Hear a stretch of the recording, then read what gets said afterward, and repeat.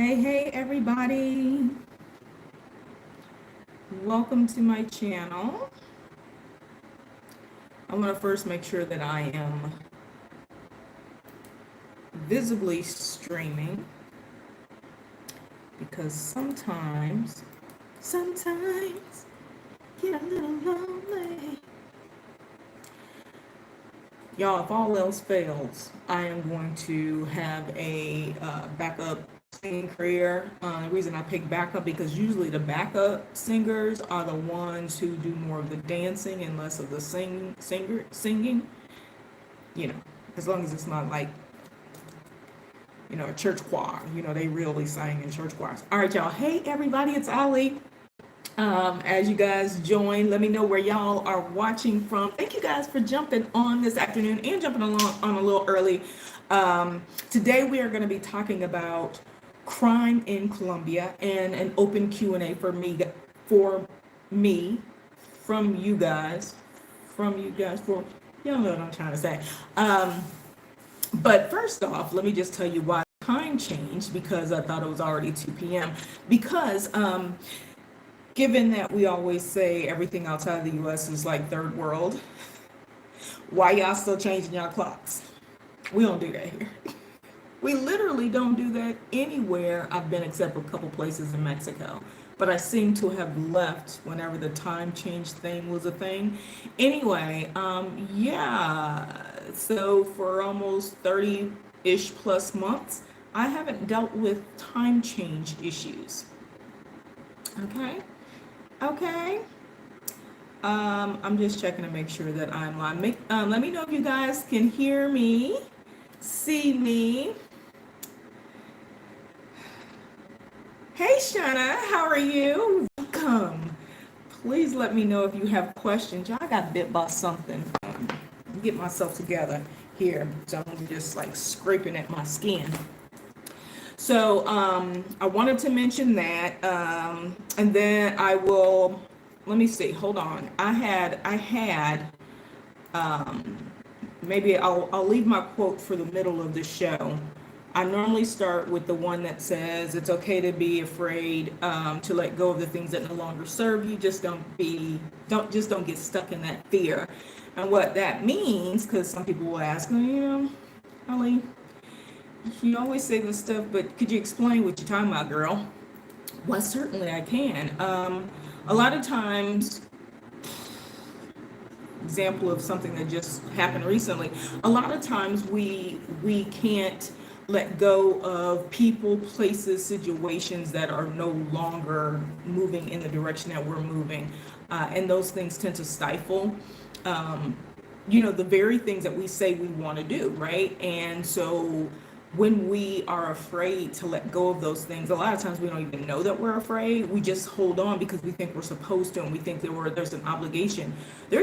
You can always hold people and places and memory and all of that, but if it's stopping you from moving in the direction that you need to move in, that you've worked so hard to move in, that you truly desire in your heart to be happy, and you're not doing it because and you don't even go to these places anymore, socialize with these people, or have any type of meaningful conversations, but you're still holding on to a point where it's stifling your growth, it's stifling your ability to move forward. And I use that example when people talk about traveling, and how do you travel when you've got family who doesn't support, or friends, or how do you travel when you don't have anybody to go with you? That's kind of along the lines of being stuck with things that no longer serve you, right? You can still be family, but you don't have to continue planning things that, or trying to work around situations that don't serve you. You can still be in family, love, like situations. You could love a location. Like I love Chicago in the summertime, but I ain't moving back to Chicago. I mean, at least I'm not planning to, so I can have love for it, but it no longer serves me. It's not serving the current purpose, or what my real purpose is in life. It's just not serving it in this stage that I'm in. And so I'm not afraid to let go of those things. And so I usually, when I'm talking, a lot of times I reference, things that are related to travel, but they can be applied to all of our lives, right? Okay, so that's my little spiel. If you guys don't already know, my channel is really about travel. It's about basically getting up off the couch, getting in the plane, train, automobile, bus, whatever, and starting your own personal journey. And my journey is living the life of a 50-year-old Black solo nomad around this globe and finding like lives and building nomadic circles. So people ask me, what does like lives nomadic circles mean? Because it's a little thing that I say, right? And basically it's just that.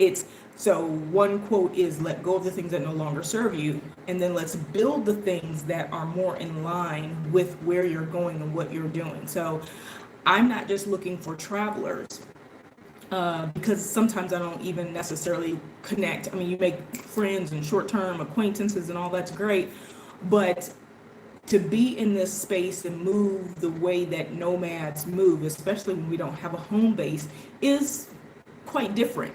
And so to have people that can relate to you in that space is really awesome. And then also, it assists with creating resource groups and things like that that are really helpful, because as we all know, the perspective in which we do things can differ from everything, which is one of the reasons why I also say a 50-year-old solo Black woman too, because our experience can be different, right?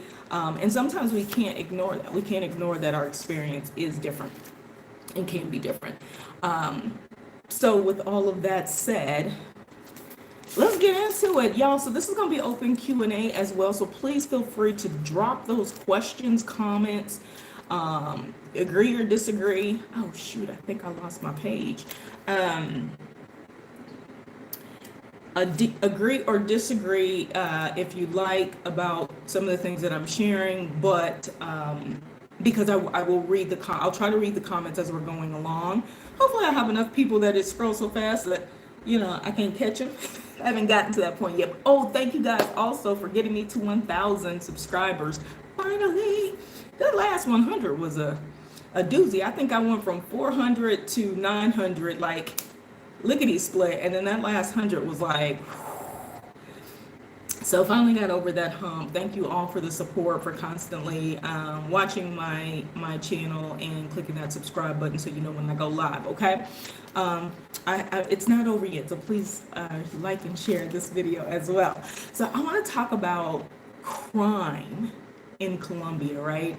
And the reason I want to talk about that is because I happen to be in Colombia. Now, I'm going to start off by telling y'all there's not a whole lot of places that I'm afraid to travel to. I do listen to people who have advice, who want to share, and Ali, you shouldn't go here, or you shouldn't this, and quite honestly, that starts to fall into things that no longer serve you, because what'll happen is you end up, well, not you, but I find myself having conversations with people who don't have any experience, and that's something that we have. Social media has given people the permission to speak pseudo intelligently about things they know absolutely nothing about, right? And so a lot of times I don't really listen to all the things, but I do take some of it and store it, right? One of the other things that I learned when I first started my travels, and I started my slow traveling when I went to Mexico in 2020 and I stayed for 4 months, was stop listening to US media. There's some things, if there's a war going on, that's over everything. But if you're constantly seeing like influx of travelers and then all of a sudden the US crime statistics change, or the red, yellow, green thing changes to don't travel there. That's how Mexico was when people started going to Tulum. Before that it was fine. And then, it's like all of a sudden don't go. I was there. So outside of a bunch of rowdy people partying, and I know there were other things happening, but we have this scare tactic kind of thing. And so I try to avoid that as much as possible in terms of giving it too much weight. But again, if you're going somewhere, like places like Burma. If I say Burma, most people be like, what the hell? But there are people who go and there's countryside and stuff, isn't go with, a tour. I'd probably do that with a tour guide, somebody that I know.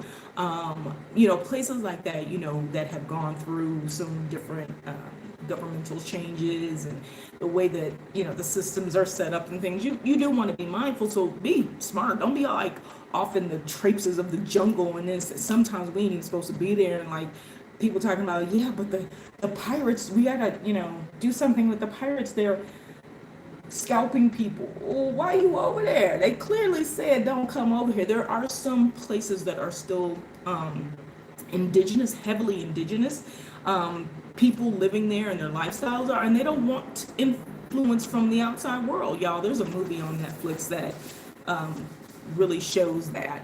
I can't even think of what it is. But in any case, that's one of the things that I had to do was stop allowing some of these external things influences, because our natural instinct is fight or flight. Our natural instinct is, okay, whew, I got to be careful. But I'm going to tell you something. When I fly back to the U.S., all people say is, oh, yeah, yeah. Don't nobody say, hey, when you get to the U.S., be careful. Do you know that every single morning, I would say for the last couple of weeks, every single morning, I have a notification about a shooting, a death, a something violent happening in the United States. Every morning, I get up to nonsense. Maybe it's not every morning, but I swear it feels like every single morning I get up to this nonsense.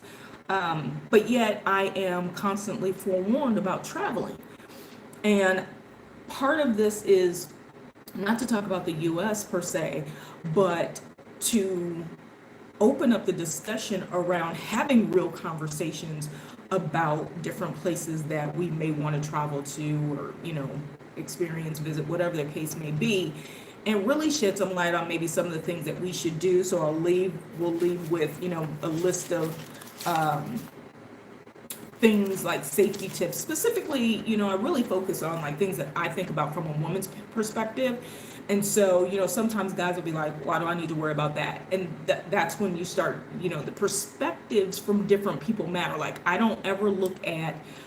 very rarely look at a guy's video or comments about what's safe or not. I need to see a woman's, like even when I stay in Airbnbs or looking at a hotel, I look for solo travelers and I look for single women. Because a million guys saying that it was perfect, it was fun, the streets were safe, all of that means absolutely nothing to me, because they travel different than we do. They don't have to think about it. It's no different than being black and white.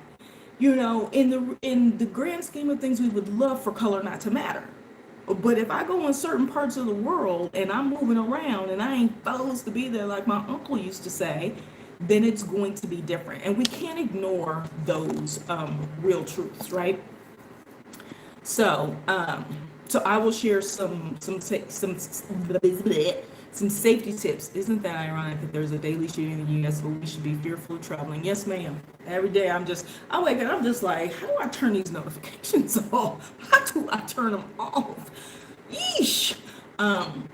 So I will leave some safety tips. Please share yours as we're talking. But again, I just arrived in Colombia last Friday. Did I do a video on? I did do a video on my first day, my taxi and all this stuff. Go. It's on here. It's on YouTube. I think it is. Yeah. On what happened, my first day, my first night trying to get to my hotel was a long travel day. Okay. And some of those things are going to be basic safety tips, things not to do. But I've been here for a week, and I will tell you, I was in Ecuador, and I was almost considering skipping Colombia because of the constant, oh, you shouldn't go, oh, it's not safe, oh, single women shouldn't.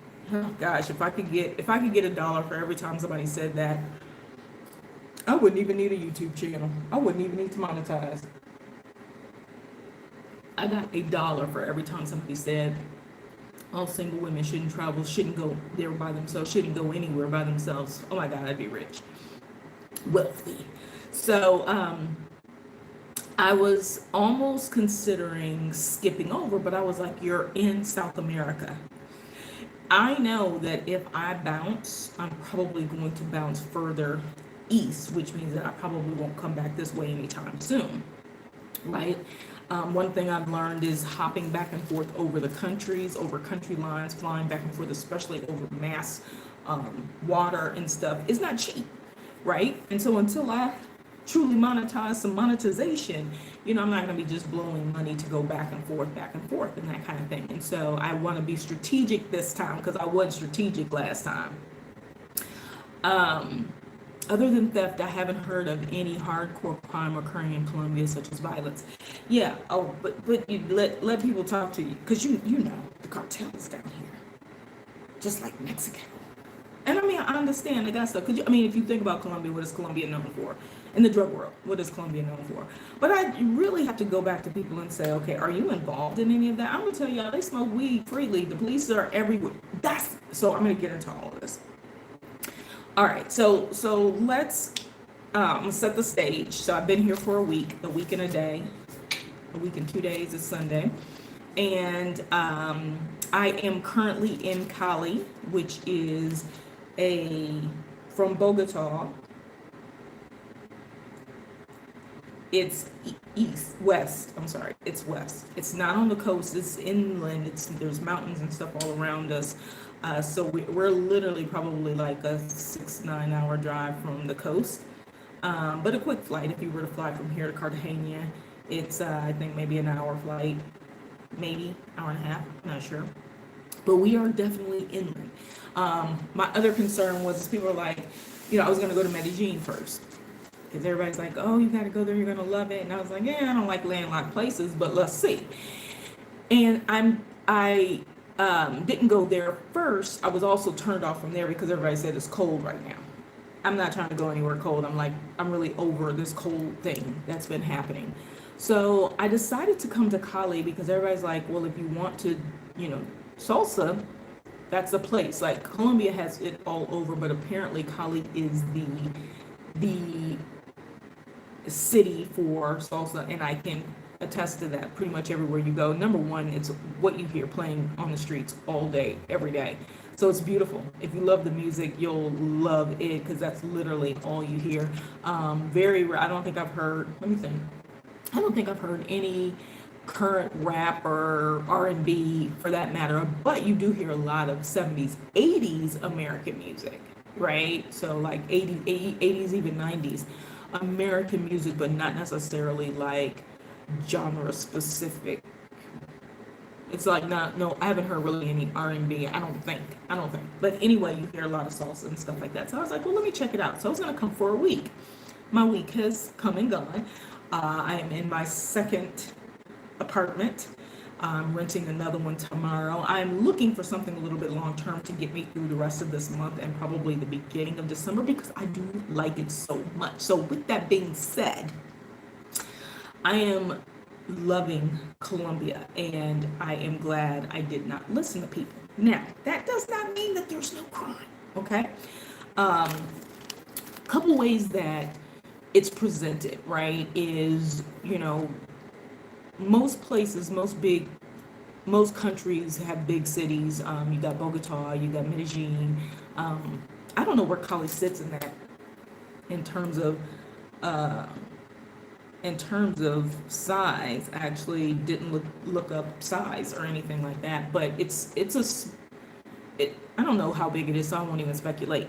But it has different areas. There's downtowns, they call them comunas, so they're different, like neighborhoods, right? And within those neighborhoods are these little sects and things like that. And so I have found the ones that I like the most, the ones that I pretty much walk everywhere. Every time I try to take a taxi, it don't ever work. Because I'm trying to use more of the day-to-day walk out, get a taxi, see how that works. But tomorrow I'll use an Uber. Because it's not as easy as you think. Like everywhere else I've been, they're just waiting for somebody to need a ride. Here, they can be empty and they'll drive by you while you flagging them down. Just like, okay, so that's one safety thing that I have as well. But one of the things I want to share, and I just pulled this off of the Colombia macrotrends.net crime rate statistics.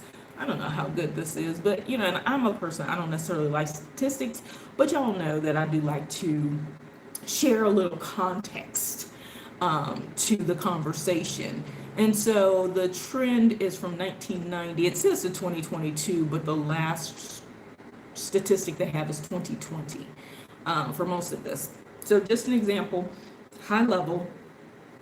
Oh, they do have a population chart. Hold on, you guys. Let me see if it's broken down by. It's just overall population. Population of Colombia is 51 million people. That's pretty big. This is all of Colombia. Colombia is actually a really big country if you look at the map. It's fairly large. Doesn't look like they have it broken down by city. Colombia comes in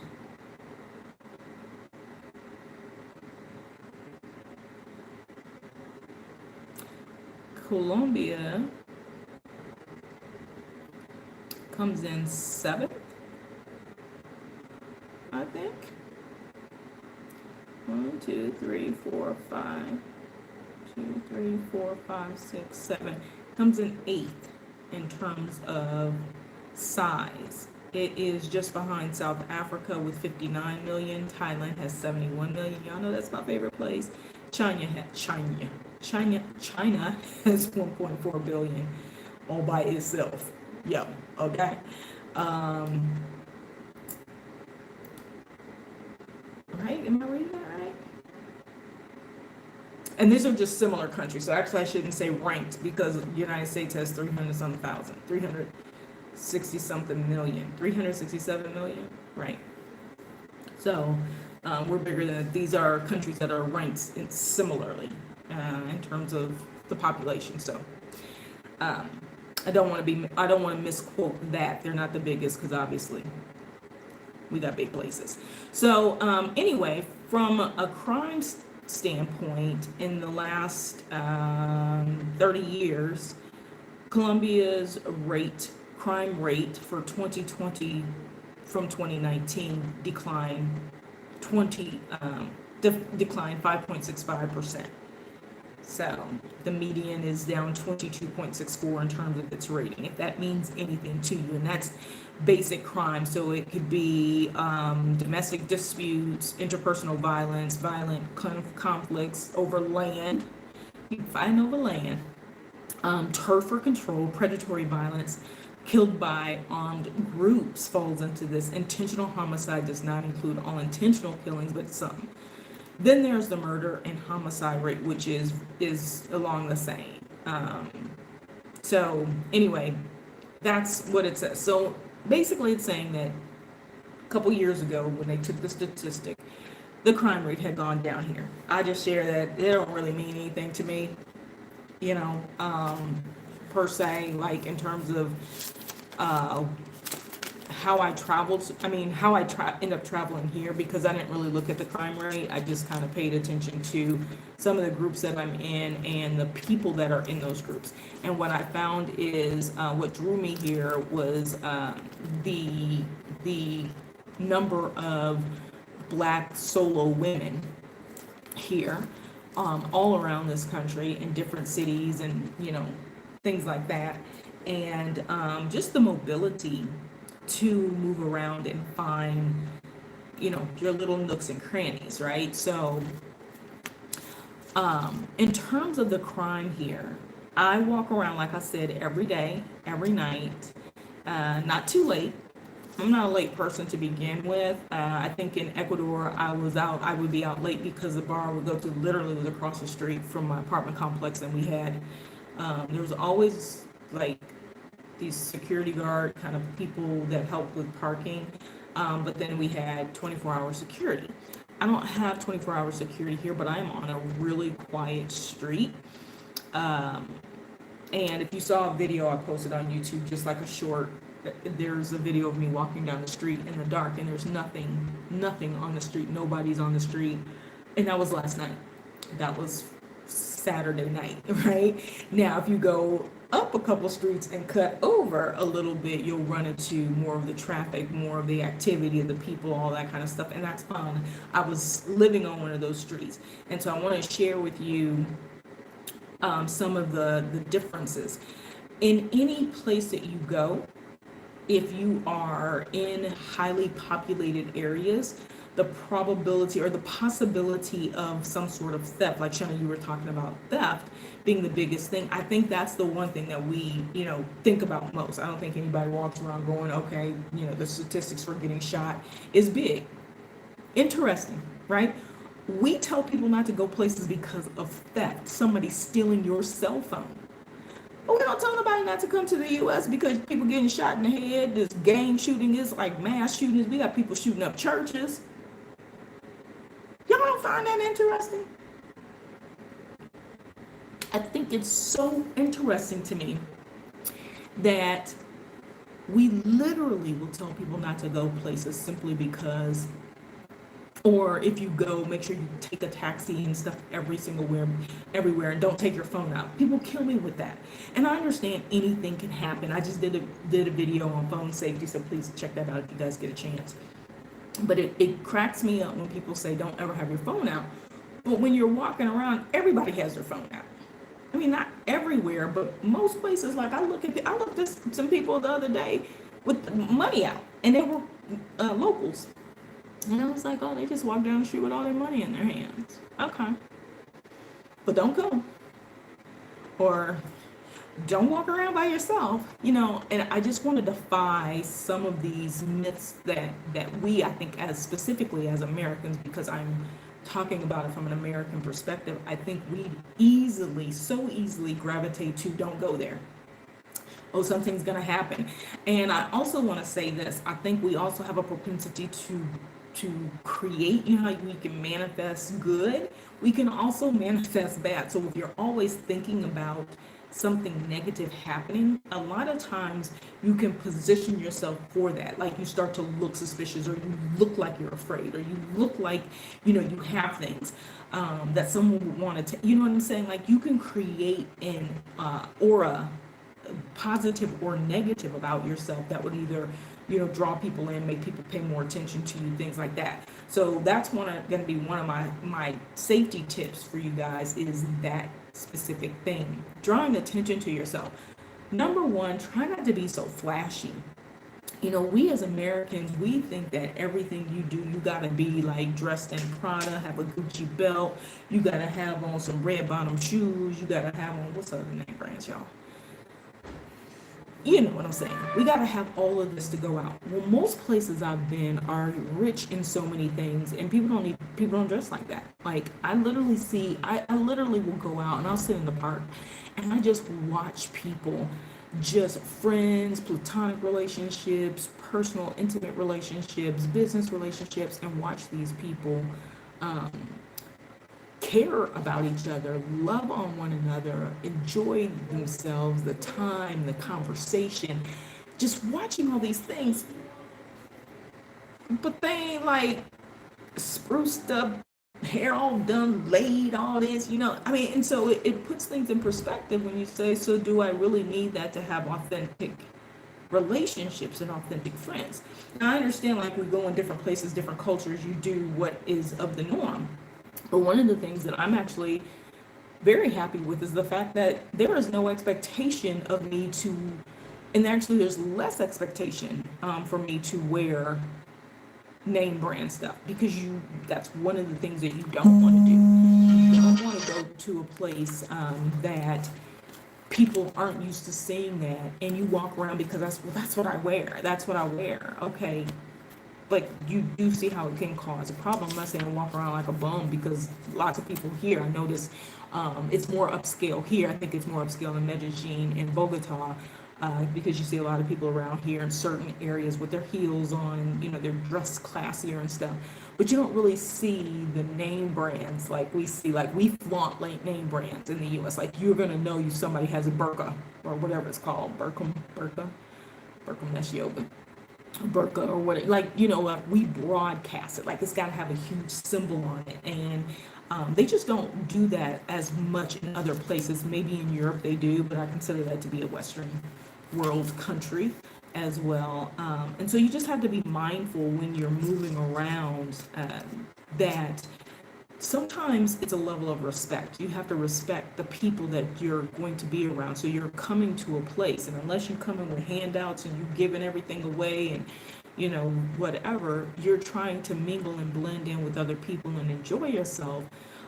So you don't want to insult or, quote unquote, potentially infuriate people, or make people, because there are places that I've been, even when I was in Africa. I think I've told this story where some people would feel like, well, you got it, I see you got it because you're out or whatever, or you're American or you're a foreigner, so to be here, I know you have it. And so I had to learn to be more conscious about the things that I was doing because I was slow traveling. I wasn't just doing a 3-day, 4-day weekend, 2 weeks or whatever. I was in Kenya for 6 months. I was in Tanzania for 8 months. I was in Mexico for 4 months. I was in Thailand almost 4 months. And so that becomes enough time where people are used to you. I've only been here for a week, and when I walk up and down the street, places that I've eaten at, they remember me. They and it's an extra hello. It's not just hey, buenos dias and that kind of thing. It's an extra hello. And so, moving around and not being flashy can really make a big difference. So for example, I'm in the historic district here, and I simply love it. I walk from here all the way like northeast yesterday, which is about an hour, because I wanted to see where I was going to be staying, to see if I liked it, because I had enough time to cancel. So I do stuff like that. I want to walk it because I like this area so much. I also want to walk here. And so I also want to see the safety. So I have my normal contraption, my purse, my phone, walking around, I think I had on like walking shoes or whatever. But just basically walking, let's see how quickly I can get to and from, how easily walkable is it. Do I feel uncomfortable in the space as I'm moving from different neighborhood to neighborhood? So north of us is an upscale, ritzier neighborhood. I actually love it there as well because it's really calm, it's open, it's breezy, and it's easy to walk around there as well. And they have a lot of different food options as well as here, but it gives me my steps. And then there's another area that is north, kind of close to where I stayed the first night I got here. Hey Sandra, welcome. I'm talking about this crime in Colombia. I so badly want to compare it to crime in the US, but I'm gonna try not to do that. And so I walk there, and so this place is like 15 to 20 minutes north of that I'm going to be moving into tomorrow. And so I just wanted to see, am I going to like this enough? And I don't know if I am, but I only booked for 1 week. And the reason I booked for 1 week rather than 5 days is because the price was tremendously different when I added 2 more days, right? So it's kind of like stay 2 more days and pay less, or stay 5 days and pay more than you would pay. You know what I'm saying? So anyway, hopefully it washes out. Hopefully I like it. The other reason I decided to do this is kind of off topic, but the other reason I decided to be further than the area that I really like is because it's like 5 minutes from 2 malls, and I need to go and take care of some things at the mall. And I want to walk around that area because as a travel person, people ask me where to stay. People ask me, is this place nice? Does it have good restaurants? You guys know I'm plant-based, and so good restaurant for me. If it's good vegan, then and they sell everything else, and it's probably good everything else. Because typically places that make meat don't always do a good job with the vegan stuff. So, but if they can hook up the vegan stuff and got the flavor right on vegan, then I know your meat, I know your steak it's gonna be tip top, right? So I like to walk these areas and really let people know what they should expect, right? And so that's another reason why, because sometimes it's like, why do you move around so much? Well, I'm still in the phase of, I'm gonna add this to my intro, I'm looking for my base. I'm looking not necessarily a forever home, but in short term, 1 to 2 year base home. Like I do want to settle in a place that is a good price. Um, and then also has all of the things that I'm looking for, right? So I did that whole walk. It's different. It's different over there. I'm not gonna lie, it's different. And I'll show some videos. I mean, it's I don't know, like no part of the city to me yet looks brand new except maybe Granada area. The El Penon area is not really brand new. Um, what are my top picks so far? Top picks, what do you mean? In cities here in Colombia or countries for my forever home? um, but the places that I look at here, like everything has like an older feel, and then there's new things that they build, right? Because they're not going to tear down the entire city. Like these places have been here for a long time, right? Um, so a lot of things have an older feel, but like newer, like upscale, you can kind of see the upscale. The place that I'm at is not downtown, although I was in downtown and I would really like this apartment that's in downtown, even though everybody was like, don't stay in there. It's, there's, homeless people and something like this, homeless people like everywhere. And I wished I would have gotten this apartment because it's really close. So distance wise, it's like in the middle. And I walked it yesterday and I was like, oh, I can do this. Like I'm straight. I can literally do this and there will be no problem. So what I felt emotionally when I went all the way north, walked all the way, and then kind of took a couple streets, circled around, just trying to see how the people are moving and shaking around, saying hi. And what is when people are standing on the side of the road or in front of their doors and stuff, I try to make a point to speak. And I think that goes a long way. I can't say much, but if I can say buenas or buenos dias or something like that, I try to do that. I walk past three. This is so weird. Like I now stop myself when I get ready to say black Colombians. Like, do we need to say that? I'll talk about that in a little bit too, because I don't know if that plays into some of this idea of crime and stuff. And there were three women. I did four. Three women, tres amigas, tres mujeres, walking down the street, and I made a point. I was walking past them because everybody saunters. And I'm a big thing, like I'm trying to, get my way back together. And so I was trying to walk around them, but I made sure since I was walking around them and kind of close to them that I, said hello. And I think they were a little surprised, or whatever, but I made sure that I spoke because you never know when you're going to be in passing, because they was over in my new neighborhood when you're going to be in passing and see some of these people. So for home-based picks, so you're looking for a newer, more modern restaurant. Well, there's a 2-point question. I'm going to answer both of those. Thank you, Sandra. So I think what I'm sharing is like a lot of times when we come to places, there's neighborhoods, just like in Dallas, right? Or any city, like you got your upscale, and then you got like the downtown, we got the historic district, and then we got the hood, everything is a hood. I get it, but y'all know what I'm saying. And so you got these different areas, and so as you walk around, you're looking for it to change in terms of like basic things. The sidewalks are flat. They are not all, but pretty much everywhere you go, you get some of that. Like there's certain areas where you could tell it's a little bit newer, but your walk like, I don't know, 800 meters, and you're back in where it's kind of tore up, and it's not necessarily tore up, it's because trees are growing, because things are uprooting and it comes up through the sidewalks. And that's how it is. They leave it as it is. That's nature. It's natural. So they don't go and they fix all that kind of stuff.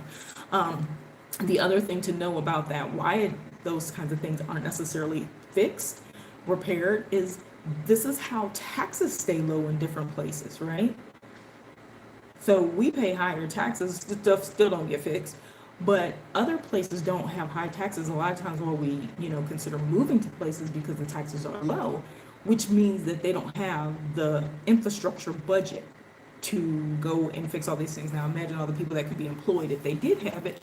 But again, taxes would be the way that they would likely fund that, right? And then they would look a lot like America.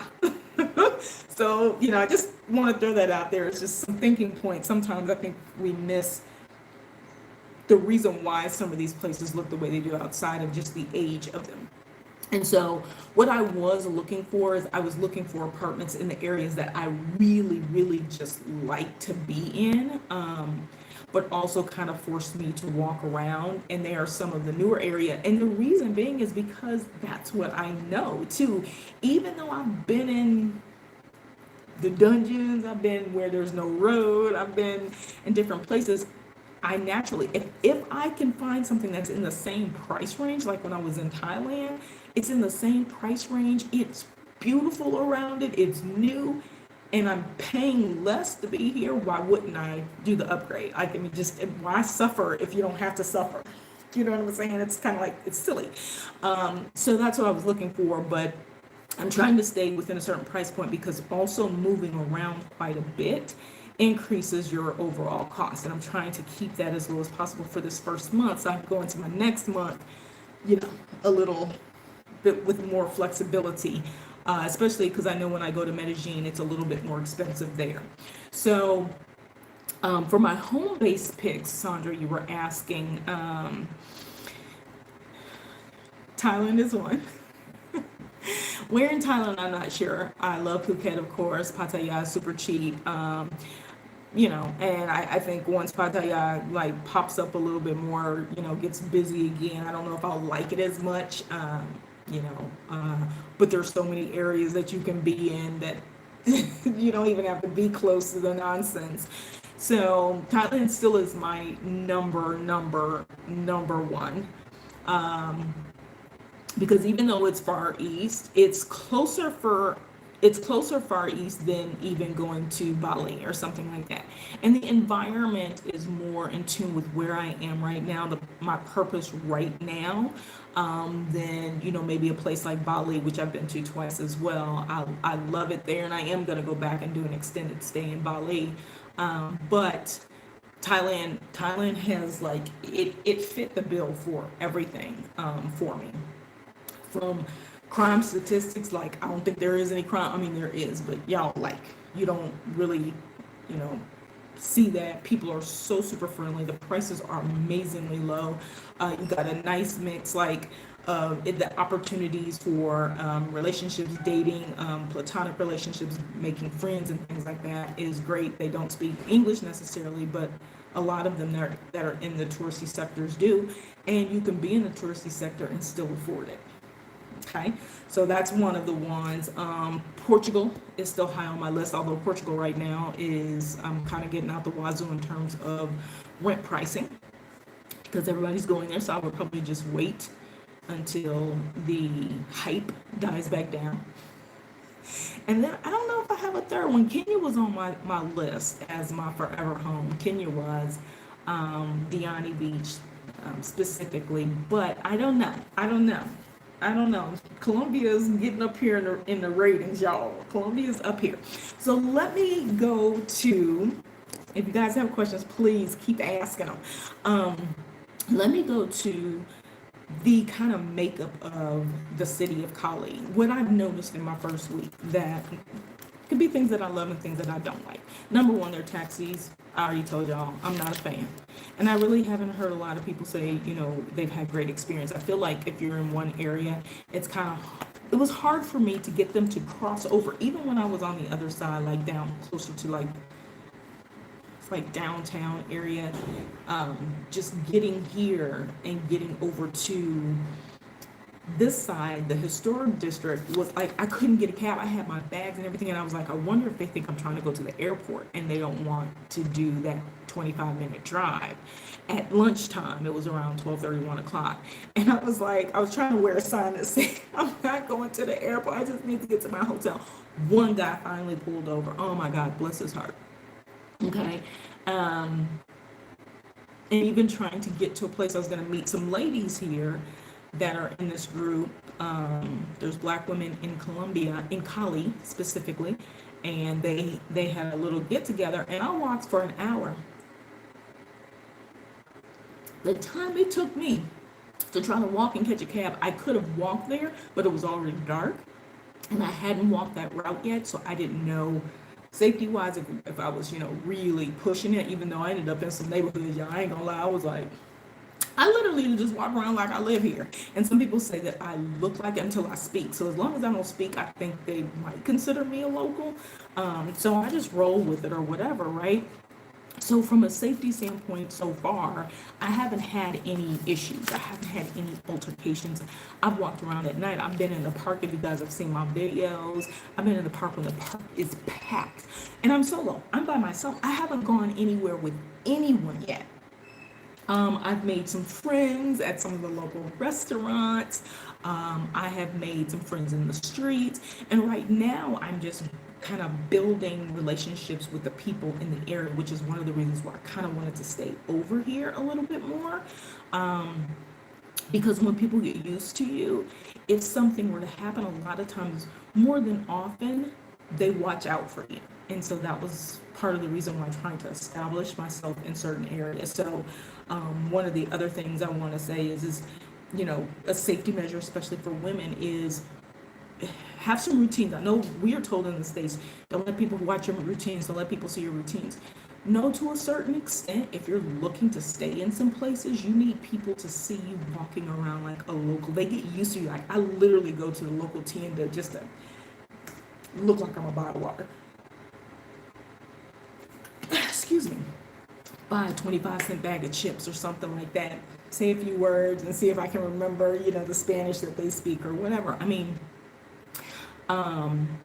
it goes a long way. So that's another one of my safety measures that I use. And like I said, even at night, if I'm walking down the street, I just, if I'm in the space, like I cross through people, like I'm not going to be timid and this, that, and the other. I'm gonna walk through unless it's like clearly, walk around, kind of thing. But I walk around like I'm familiar and like I'm not afraid. Okay, like we should. I was always taught that when I was younger, is that you don't walk around like you're terrified. You walk around like you're terrified. People can smell fear on you. I mean, they really can, right? So I have been downtown walking. I have been over in this area where you could cross under the bridge. I didn't go through there, because I was like, yeah, no, I don't know where that leads. And it was dark. So I was like, no, I'm not gonna do that. But I made a right, and I was on a dark street. It was like you could tell you was like in the local. I was like, okay, that's where the locals live. I passed this big fountain thing. I didn't even know was there. But I'm gonna tell you something about Colombia. And this was in Ecuador too. So I don't know if it's a South American thing. Y'all let me know about Brazil and Argentina and Venezuela if you've been to those places. There's policemen everywhere. In every park, there's 3 or 4 policemen. They're at the entrances. They're at some of the restaurants. They're just on the street walking around. But I'm gonna tell you one thing you can do here, even with the police around. You can smoke weed legally on the street. Because I literally swear I'll have a contact high every day. I don't, because I've had some gummies and I don't feel like that. But I'm just saying, like, I literally am like, God, is my hair gonna stay? It's a thing. You walk around and you smell some ganja. It's some ganja somewhere up in this joint. And you'll look and be like, dang, the cops right. Shut you, said you like, I knew that would bring some people. So let me tell you the other thing that I think is amazing, right?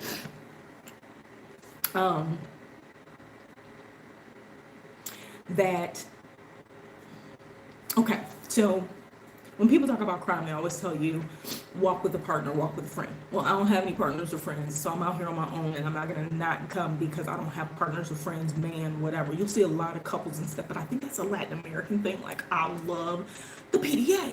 So it's tons and tons and tons and tons of PDA. So I'm just like, people too busy loving on each other to be like, committing any crimes and stuff. It's not true, of course. Obviously, most of the time they say that they're kids or, somebody ride by on a motorcycle. So I'm going to show you guys really quick some of my tactics. It's going to show you on the phone that I'm on.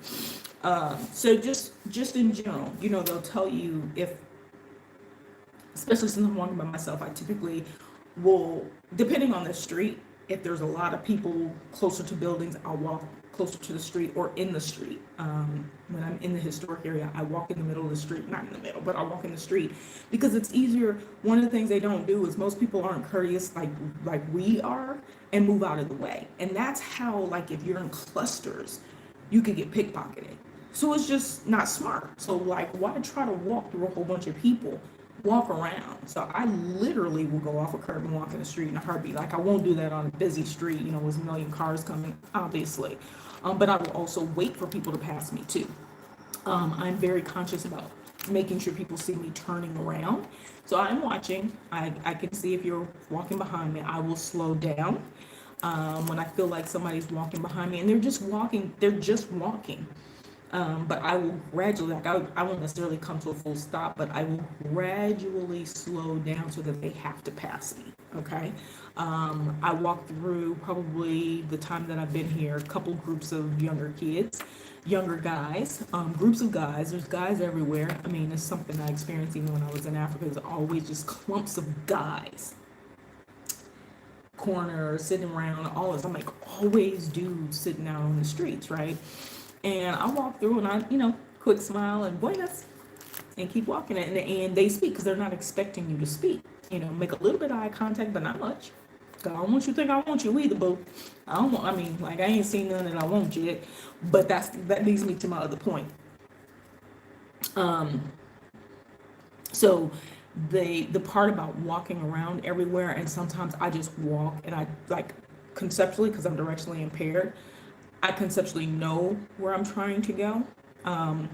Just asked a good question, Sonia. Do you use Google Maps offline to navigate? Yes, but let me just tell you something about Google Maps. Their offline ain't really offline. So I use it for the dot. So like, there'll be times where I'm trying to look something up and it'll say that offline doesn't work, retry. Well, I'm like, I've downloaded the whole city. I've downloaded the country. How do you not work? Speaking of which, I'm going to check that again when I get off here. But your blue dot works, right? So one of the things that I share with people is mark your places of interest where maybe only you can figure those out, like with the star or with the heart, whichever one it is. Mark those as places of interest. So no matter what, when you turn on your phone, although the first night I got here, it was black and didn't work at all.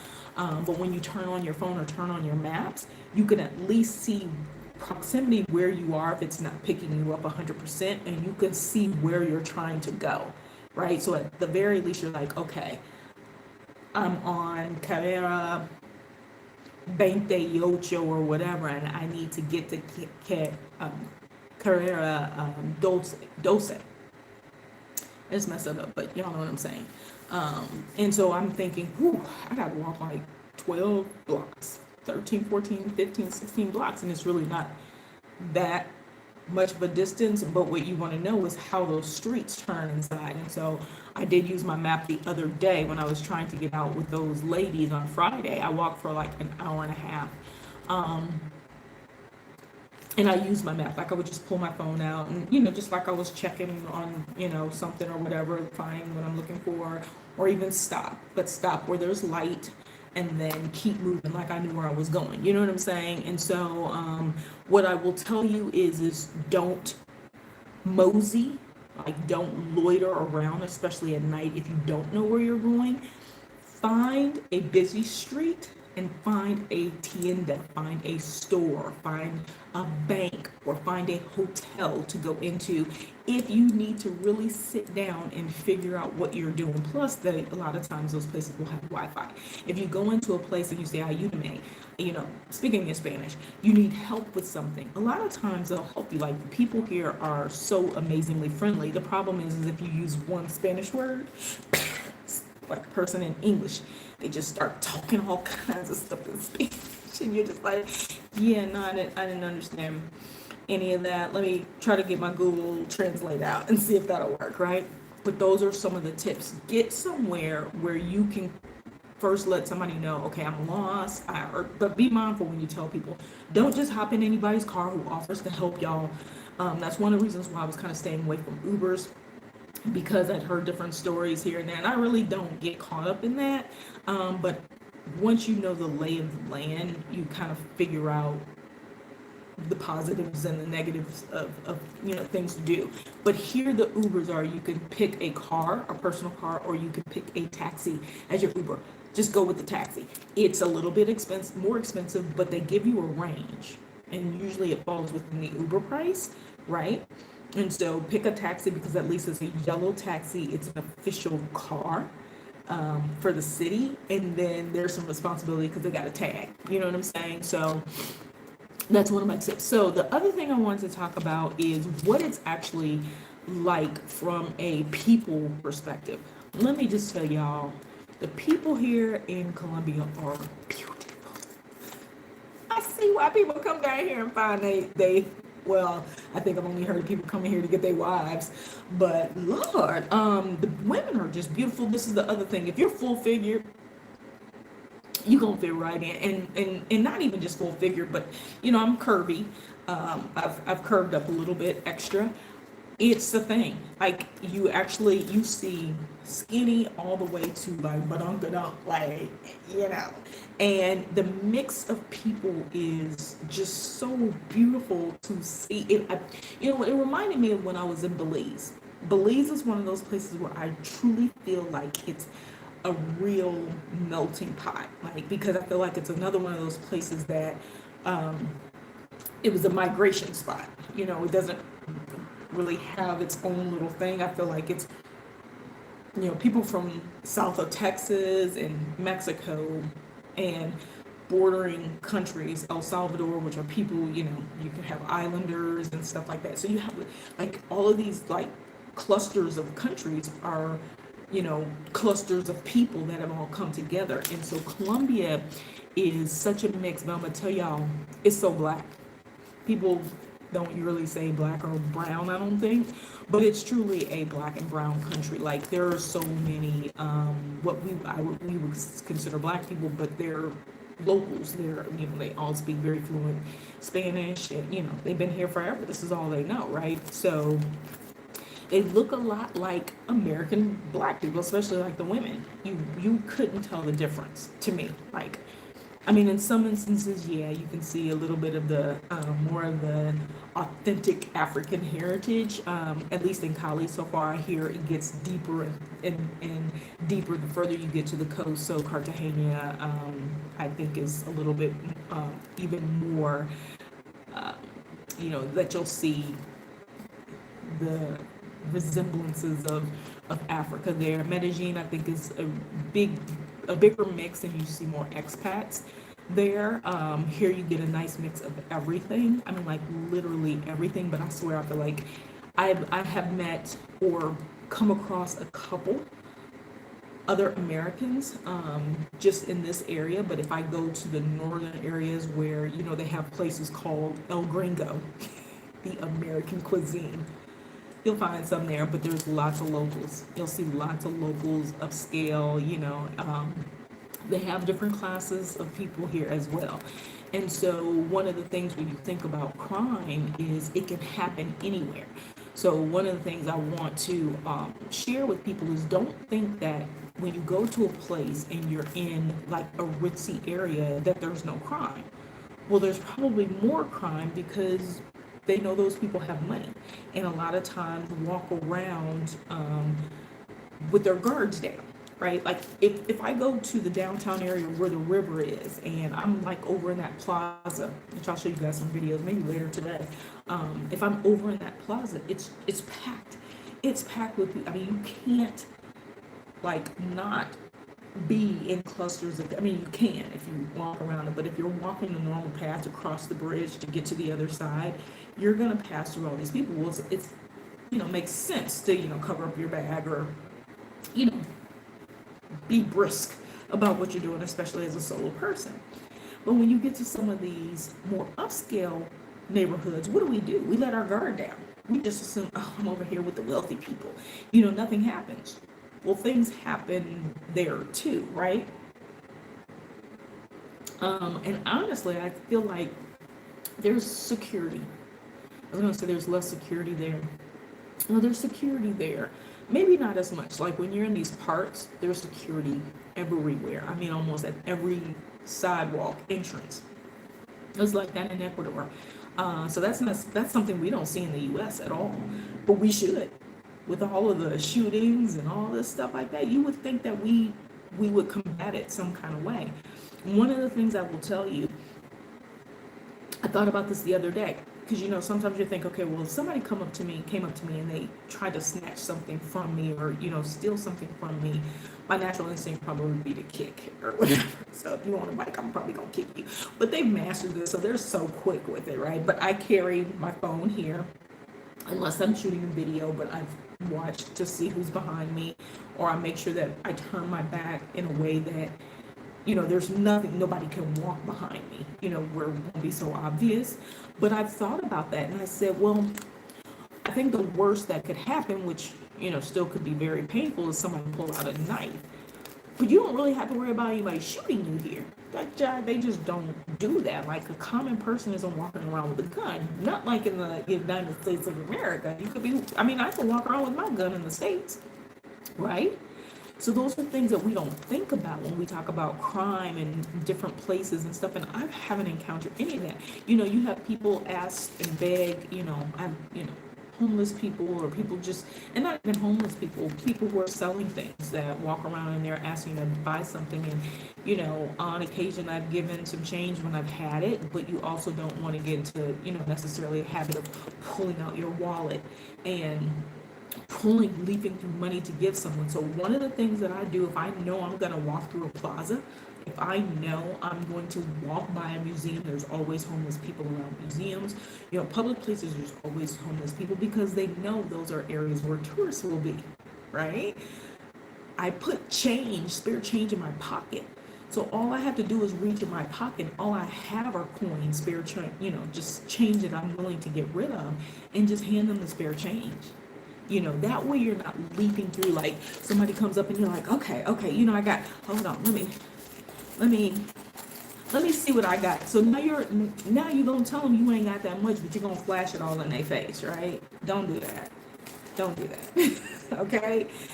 These people in some instances can be desperate. If you're hungry or whatever it is that they need or want, they can be desperate. And that's how a lot of times we end up in altercations. And I think, there's this, we don't tell the story properly.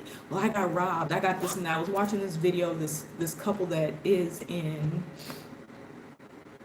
Vietnam, and she basically she had a brand new iPhone, and I think she paid $2,000 for 2,000 euros, so she's European, and somebody snatched her phone, and she was like, and the way she was explaining it was like they took it out of her backpack. And so I was just like, what kind of backpack did she have that you're walking around and you don't feel somebody in your bag?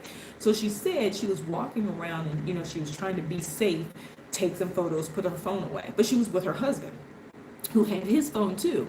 So the thing is I'm going to show you guys another little trick. The thing is, okay, we'll put the phone in his pocket, or wear pockets, so you can put the phone in your pocket, But this backpack thing, like, I carry my backpack, but it's got like safety zippers on it. It's a cheap backpack. It's like, I don't know, $20, $25. Like some of the stuff. And this is why going places and trying to be cute doesn't always benefit us. Like, you can't walk around with like open bags, like we want to carry totes and,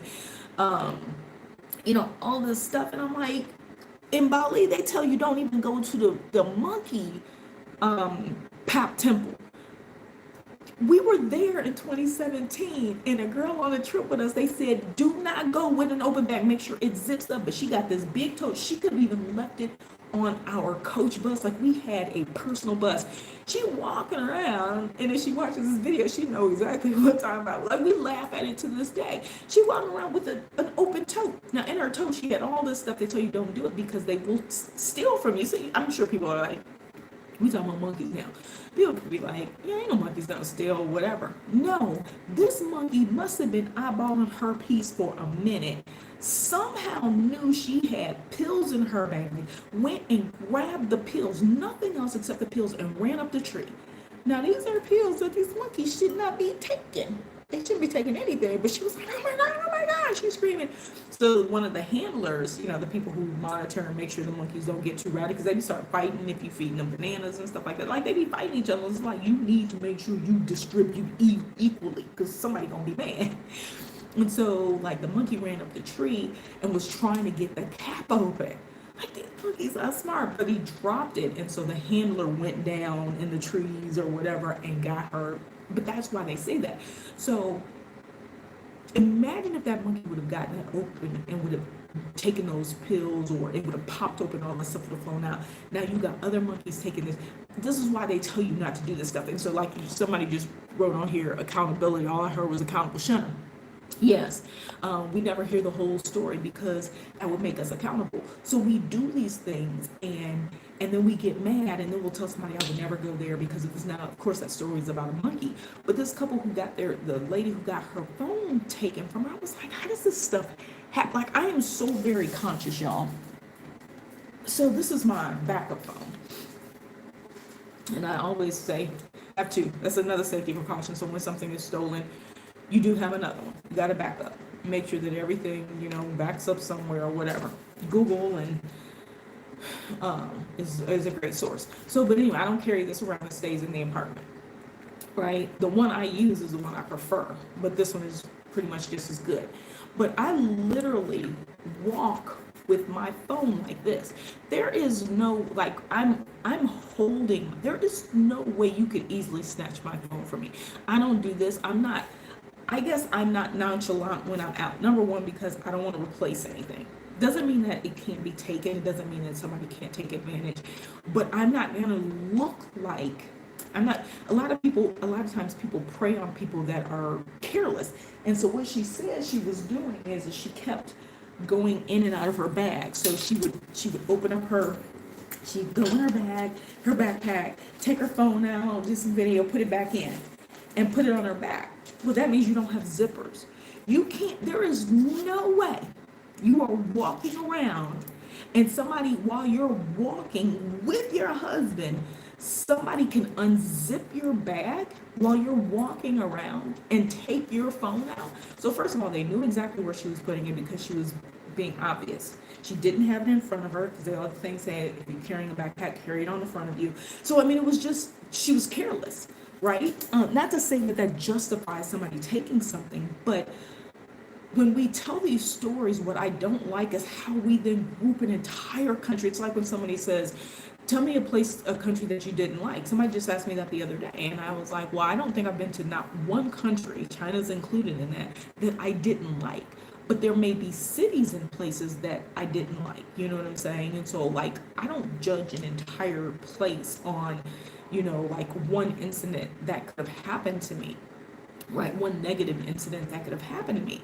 And so, when I talk about these safety tips and crime, and, we hear all this stuff about, don't go to these places because there's people walking up and down the street. I've heard people tell me every day, somebody's telling me, in Spanish about putting my phone, and so then I show them that I have the little contraption where it's hooked around my neck or it's on my wrist or whatever, and then they go, oh, okay, I don't know what they say exactly because I can't comprehend.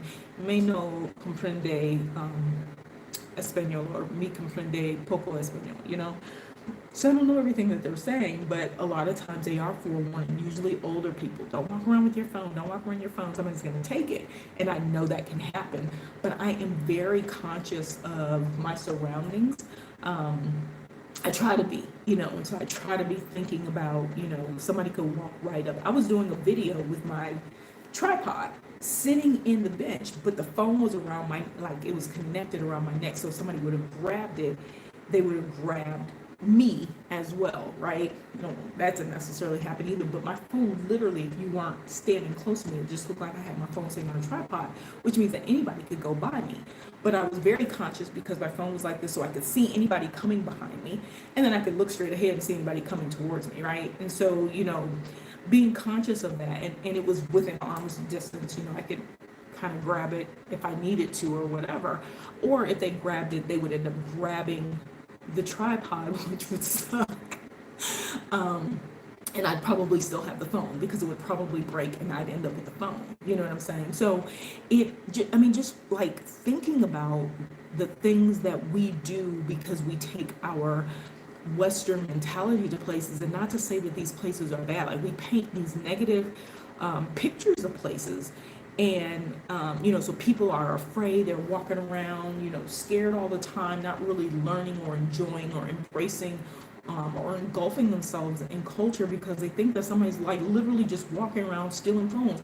I literally walked through downtown all the way back over to this side of town yesterday, all the way to the north side. I was walking around normally I'm gone for 5 hours, just walking around. And outside of people asking me for money or wanting me to buy some stuff from them, or whatever, I haven't, that I know of. I don't know what people call me when I say no, because I can't understand the language. I don't know if they say anything negative or not. I don't know, but I just keep pressing on as if, but I've walked all around, and I'm not minimizing crime or saying that it doesn't happen, but I literally have sat in the park for an hour and watch people going back and forth, moving around and about, and have never seen anybody doing anything. But they also have policia everywhere, and it's not an overt, uncomfortable feel. Like sometimes you won't even realize that it's a cop standing right there, but they have the full gear on, but you don't. It's not ominous, it's subtle but bold. It's like, yeah, we right here. And so I don't think anybody, this is in Cali. I didn't stay in Bogota, and I haven't been to Medellin, so I will update you on those places when I go. But so far, a weekend being a newbie, so nobody's ever seen me. I even walked from my first apartment all the way to this one with 3 bags. I have backpack on. I have my wheeling bag. Somebody could have just ripped it out of my hand. It has I just won't tell you everything that's in it because somebody might be like, oh, let's grab that bag. And then I had my other bag because I ended up just grouping all the loose stuff and throwing it in my collapsible bag, and I could put that one on the front. I walked all the way down the street, around the corner to get to my apartment. But I walked with confidence. I walked like I knew where I was going.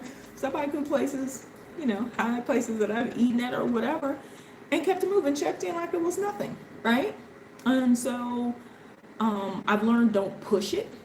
Don't push certain things. So in addition to some of those tips around, being mindful of where you are, what you're doing, what you're wearing, moseying and loitering, try not to be in sketchy areas when it's late walking around. And, if you're a person like me who messed up and didn't get your SIM card, I still haven't got one because I'm learning how to function without it, but it's just still not a smart thing.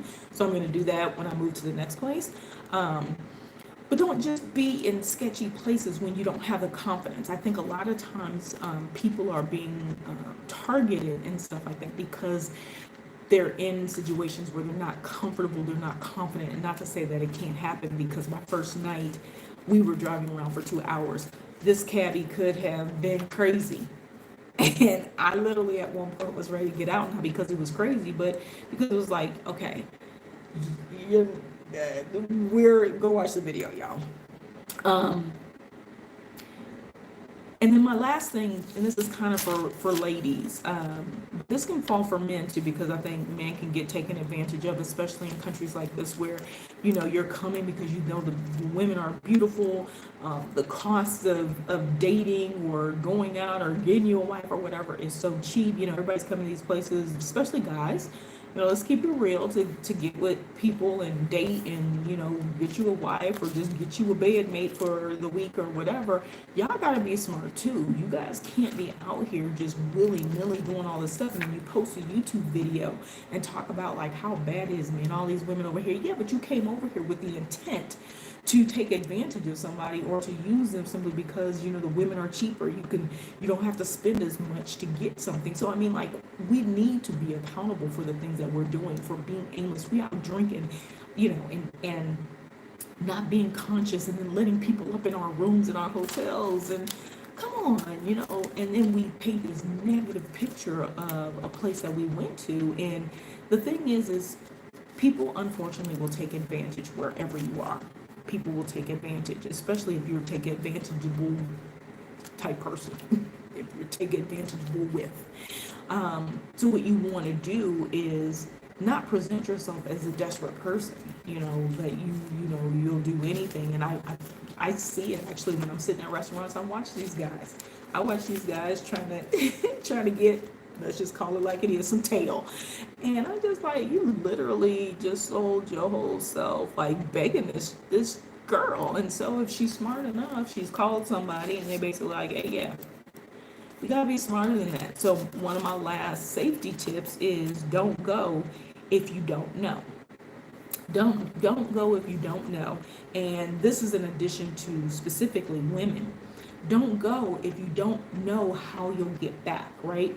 So like a lot of times, we'll go places, and this is one reason why I like to travel alone. I used to go to clubs by myself and meet friends, because when I'm ready to go, I'm ready to go, right? Whether it's I feel a certain way about something, don't like the environment, or it's just time for me to go.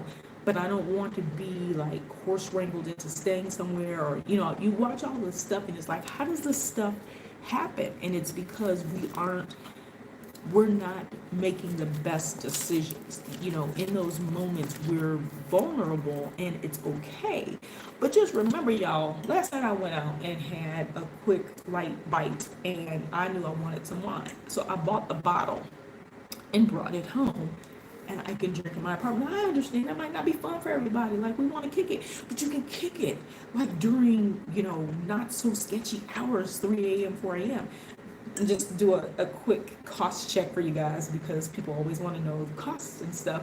This bottle is 25,000 COP, which is the Colombian dollar. In USD, it's $5. It's cheaper for me to buy the bottle. The glass is $1.25. So if I were to buy a glass of it, it's $1.25. It's 7,000 COP divided by 5. It's like $1.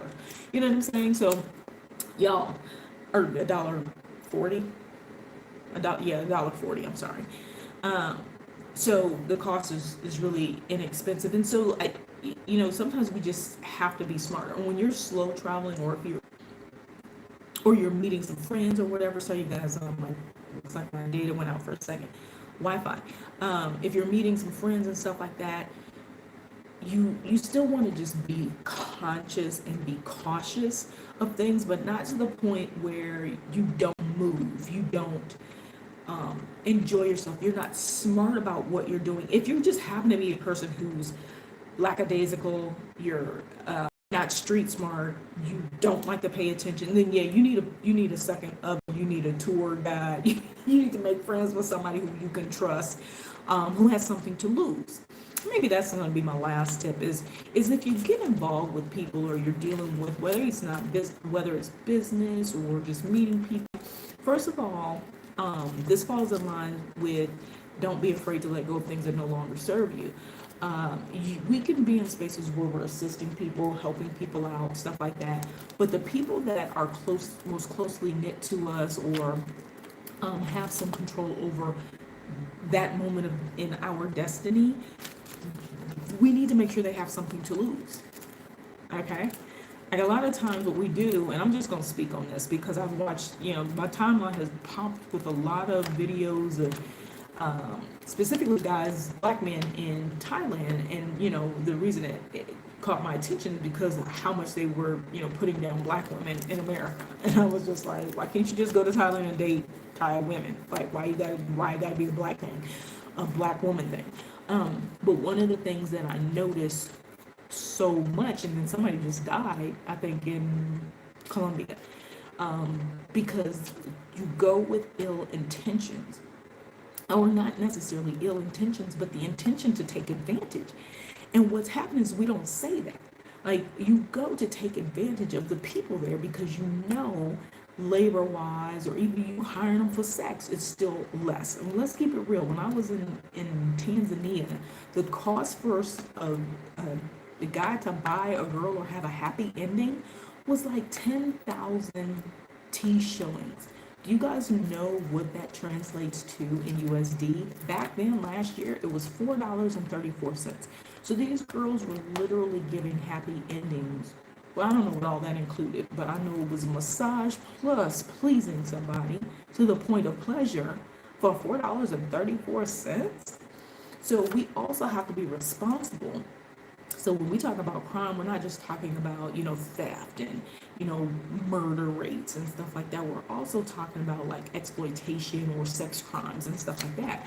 And a lot of times we want to say, yeah, y'all be careful of these women out here taking advantage. But didn't you go down to take advantage of them? The fact that they don't have the money, so you can spend less. Isn't that the same thing? Isn't that also you're taking advantage of a culture? And it just blows my mind. I'm just like, how do we not, and then we're not even more prepared. Like, you're going down. Well, these women, they have more fun and they're more friendly and use the word feminine and all this.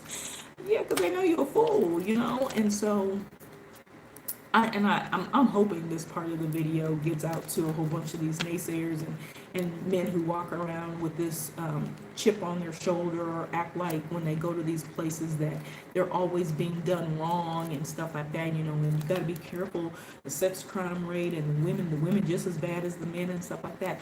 But keep in mind, most of the videos I see are from people with enough money, because you don't have to be rich to get by in a lot of these places, but people with enough money that they know they could come to places and literally have a wife on reserve, like a girlfriend who's always around, who acts like a wife, because the scraps you give her are maybe more than what she gets.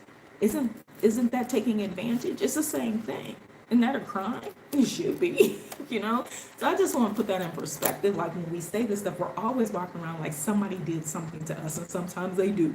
But in the grand scheme of things, we are not taking responsibility for our lackadaisical attitude, our behaviors, just the things, the positions we put ourselves in. And I'll end with this. Is when I used to live in Chicagoland area, I lived in the burbs, and one of the suburbs that I lived in, they had like a city ordinance that, for example, if you had a house and you left your garage open overnight and were notified, which means that your neighbor, back then they weren't called Karens and Kens.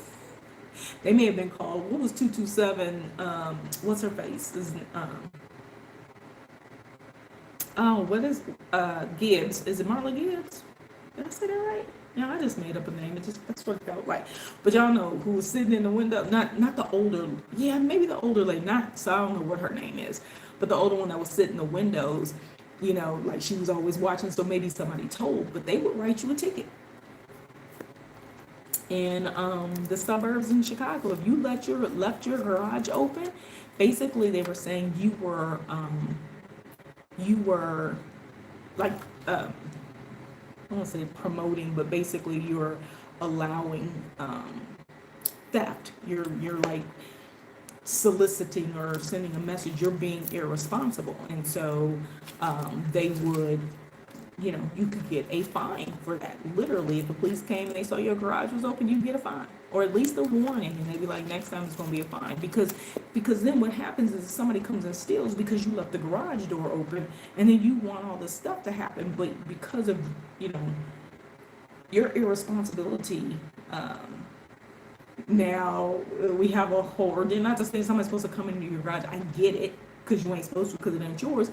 But we also talking about a country that came and took a whole land mass and said it was theirs and whatnot. Okay, we won't get into that. So the bottom line, crime in Colombia, I have not experienced any.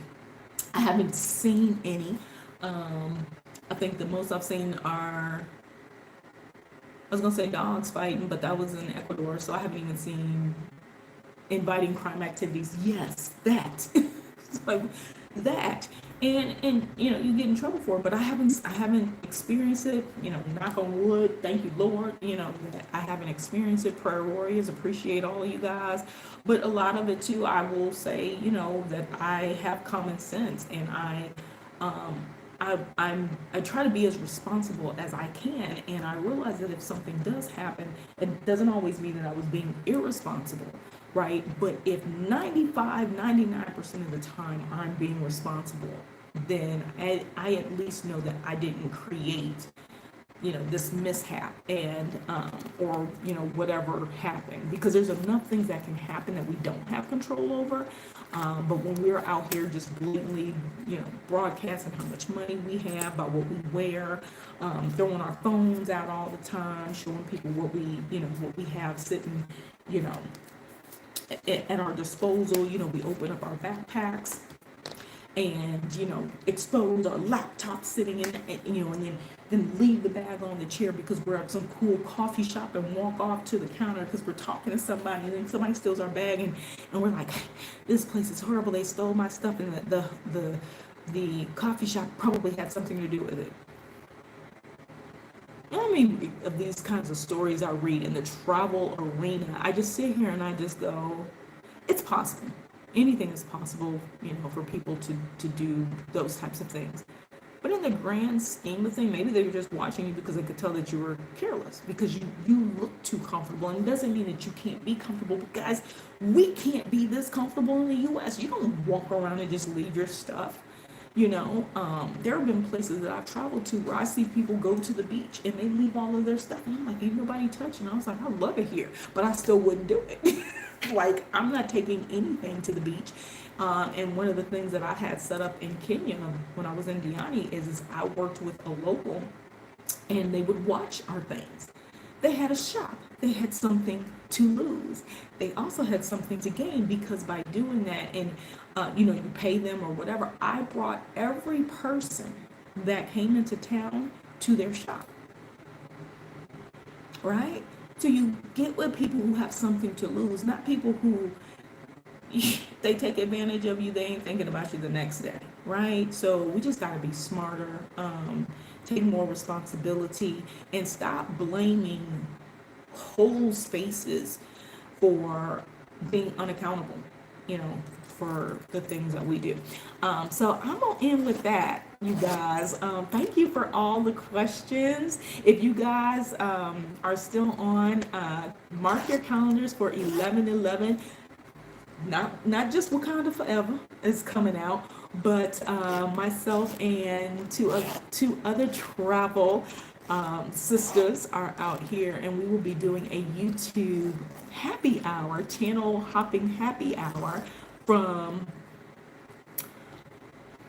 3 p.m. Dallas Central Time to 3 to 4, 4 to 5, 5 to 6, till 6 p.m. on 11/11, which is, I believe, next Saturday. This coming up Saturday.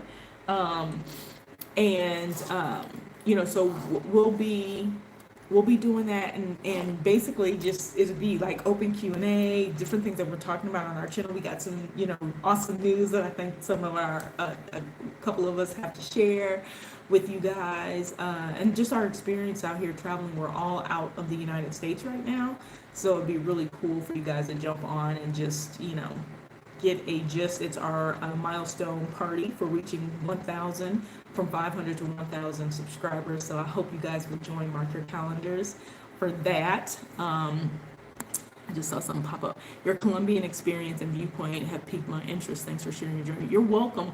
Anything else, let me know. I have other videos and shorts that you can just pop and look, and you actually can see the streets and stuff like that and see what it's like. Like I said, I'm happy to be here. We get 90 days on our visa without applying for a visa, and then we can extend another 90. I am considering extending another 90 unless something else pops up that, affords me the ability to go somewhere else, or, explore something else, right? So I'm here through January, unless something happens and I have to leave, through the end of January, and then maybe longer. But we'll see. We shall see. So I'll be checking out hopefully another 3 to 4 cities while I am here in Colombia. And like I said, I'm pleasantly pleased, and the people are beautiful. The people are beautiful, y'all. So, all right, I'm gonna get out of here. Thank you guys again for spending your Sunday afternoon with me, and we will chat soon. Y'all know the drill. Toodles and noodles, peace and hair grease.